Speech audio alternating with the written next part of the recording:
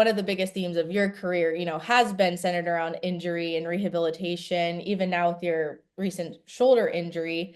Aside from like the physical aspect of just that, physical rehabilitation, how have those like injury experience kind of molded and shaped your mentality just as an athlete? Yeah, so even when I was younger, I mean, I had broken collarbones before, and I've broke both of my wrists before. But when you're young, unless it's something super difficult, you bounce back pretty quickly. You heal pretty fast.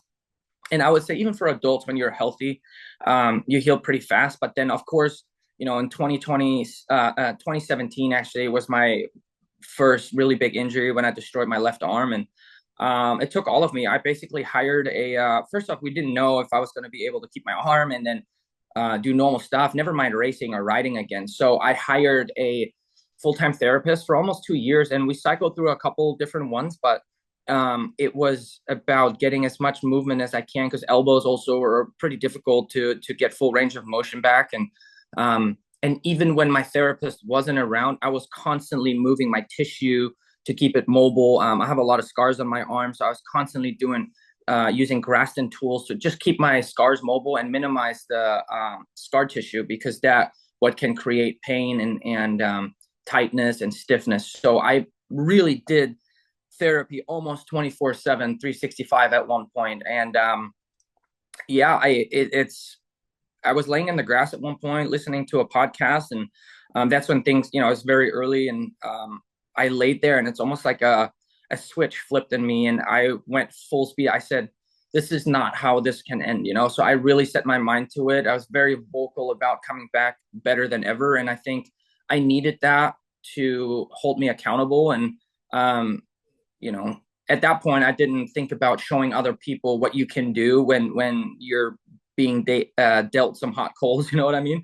Um, and I went full speed ahead and just never backed down from trying to get back to the very top spot. And it definitely took time. Like I would say, my arm healed over probably about 3 years. Like I could just tell that when I first started riding again, it was very fragile, stiff, and my wrist had no movement, and it was very difficult. But over years and years, everything just got better and better. And yeah, I still lack in a little bit of range of motion, especially supinating, which is when you turn your thumb out. So on this arm, like this is all I got. I can't turn my hand very much. So I'm restricted there. My wrist has gotten a lot better.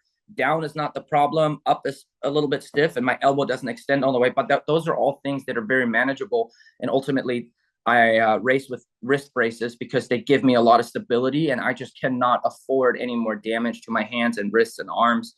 So I race with those as a precaution. And yeah, like I said, even if I've done a photo shoot before without wrist braces, and my wrist, just the end range of motion, it hurts. So after a while, it's just like it gets super uncomfortable. So the wrist braces definitely helped me out.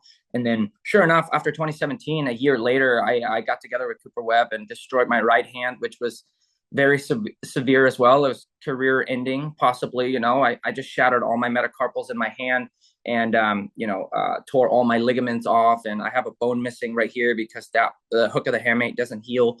So there was definitely a couple of years of my biggest injuries, like back to back, that were really tough to deal with. And ever since, knock on wood, we have been pretty good. I mean, there is last year I broke my tib plateau and in my knee, which sucked because I was about 9 weeks on crutches. And yeah, that's 9 weeks of not really doing much. You know what I mean? So trying to come back, like, you just kind of start from zero again. And I mean, when you have a good base, it does come back fairly quickly. You know what I mean? And yeah, unfortunately, just like in a lot of other sports, like, injuries are part of the game. But until I am retired, I am going to do, no matter what cards are dealt for me, I'm going to do whatever it takes to get back. You either do it right or not at all.